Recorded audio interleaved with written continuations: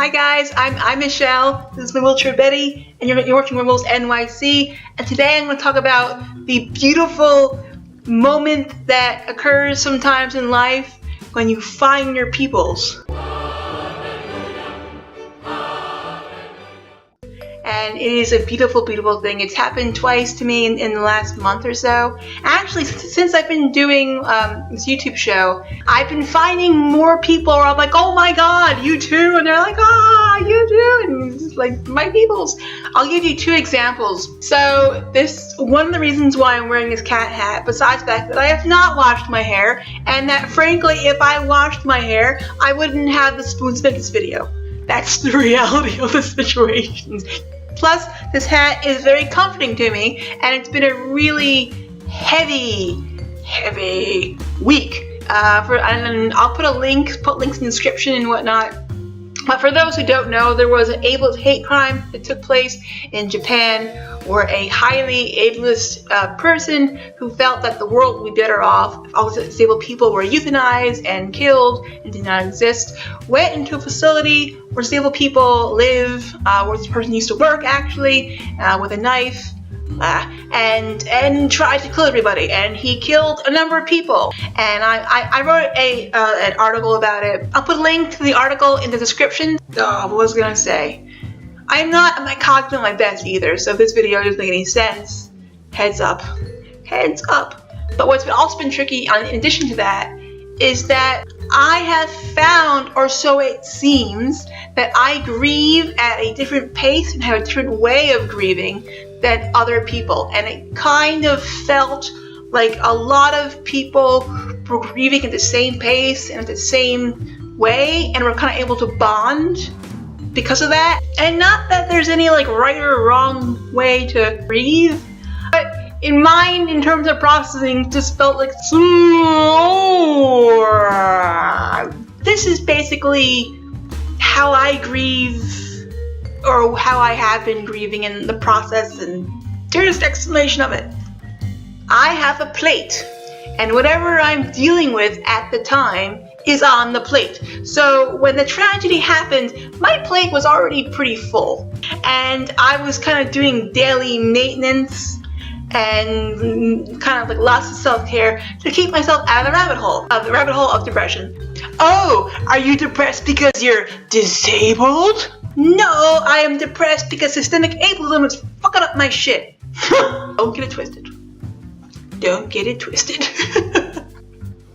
So when the tragedy happened, it was like, I can't take this on right now in terms of processing and grieving, because I already got my hands full with the stuff that's on my plate. And so what happens when that happens to me in my life is my brain and my heart go, okay, we're going to create a waiting list for things that we're actually going to deal with, because if we deal with everything at once, our head and heart are just going to cave in and just, jazz hands and stuff.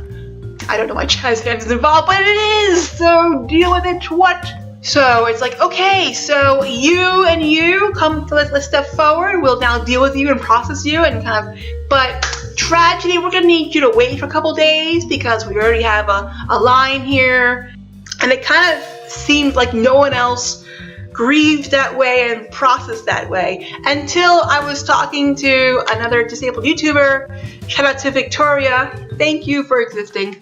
And she's like, oh my god, me too. And I'm like, just while we are going through a tough time, it was just so lovely to encounter another person who understands that. And then finding out that we're not alone, that there's someone else out there, and there's probably other people out there as well who also are handling things this way, like my people. And I really love when that happens. It also happened at this Disability Pride Parade, where me and my friend Shadow, and I'll link to Disability Pride Parade video in one of these corners.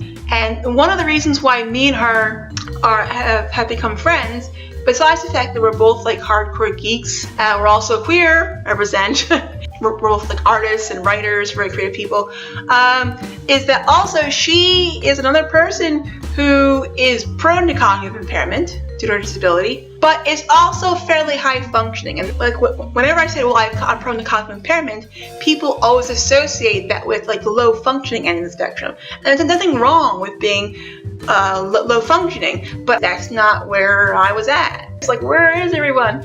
You know, and then I met Shadow, and it was like, you too? And she's like, oh my god, you too? And then at the Diddly Pride Parade, we met someone else who was also high functioning but prone to cognitive impairment, and we're like, oh my god, there's 3 of us. I often don't always meet people who I can relate to on that specific symptom level, and so when I do, it's just like, and I wanted to share that because, you know, as I do this YouTube channel and this YouTube show, I found that a lot of people are like looking for their people. And if you're looking for your people, you're not alone looking for your peoples. And I found that in my experience, I mean, I can't say I'll have everyone, but at the same time, I'm not a wizard with magical powers. I mean, so maybe this is universal for most people, is that if you put your truth out there and you do it from the heart, you will, in time, find your people. So that's it. Thanks for watching the video. Let me know what you think. Put all your comments in the comment section because that's where they belong. And that's it. Bye.